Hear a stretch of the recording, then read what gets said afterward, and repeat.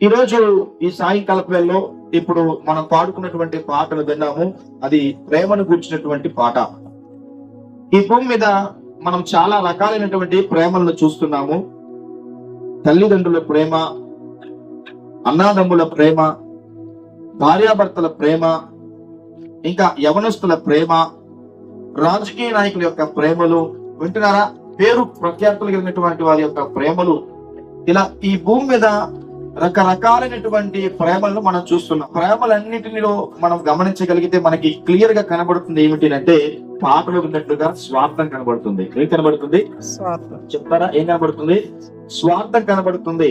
ఒక తల్లిదండ్రుల ప్రేమ కొంతకాలమే ఉంటుంది, భార్యాభర్తల ప్రేమ కొంతకాలమే ఉంటుంది, వింటున్నారా? అన్నదమ్ముల ప్రేమ కొంతకాలమే ఉంటుంది.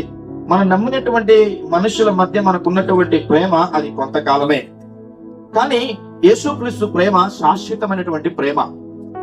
ఆయన ప్రేమకు కొలతలు లేవు, ఆయన ప్రేమకు హద్దులు లేవు. ఆయన ప్రేమను ఏమని మనం వర్ణించలేము. మనుషుల ప్రేమను గురించి చెప్పాలి అంటే గట్టిగా సంవత్సరం చూస్తే చాలు ఆ మనుషుల మధ్యన ప్రేమ ఎలాంటిదో మనం చెప్పగలుగుతాం. కానీ ప్రియమైన దేవుని ప్రజలారా, యేసుక్రీస్తు ప్రేమ ఎలాంటిది? అది శాశ్వతమైనటువంటి ప్రేమ.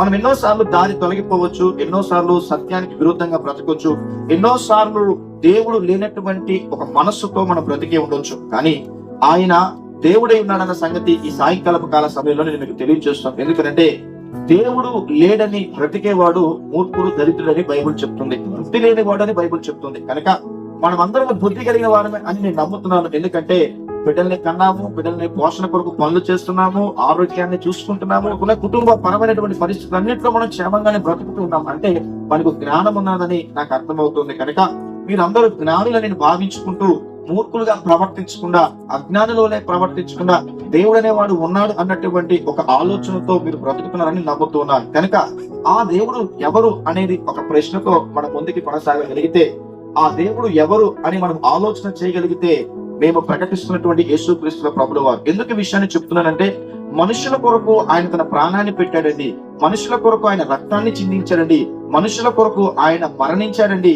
అదే మనుషుల కొరకు ఆయన మరణము ముళ్ళును విరిచి సజీవుడిగా లేచి ఆయన రెండవ రాకడలో రాబోతున్నాడు. కనుక ఆయన రాబోతున్నటువంటి రాకడలో మనమంతా దేవుని పిల్లలుగా మార్పు చెంది ఆయన యొక్క రాకడలో ఎత్తబడే వారిలో ఉండాలని మనసారా ఈ విషయాలు మీకు తెలియజేస్తున్నాను. కనుక ప్రేమలు, ఈ లోక ప్రేమలు శాశ్వతమైనది కాదు, దేవుని ప్రేమ శాశ్వతమైనది. ఆ శాశ్వతమైన ప్రేమతో ఆయన మనం ప్రేమిస్తున్నాడు. కనుక ఆ ప్రేమను గుర్తెరిగి మీరు కూడా దేవునికి పిల్లలవ్వాలని మనసారా ఈ సాయంకాలపు వేళలో నజరేయుడైనటువంటి యేసుక్రీస్తు వారి యొక్క గొప్ప మాటలు మీకు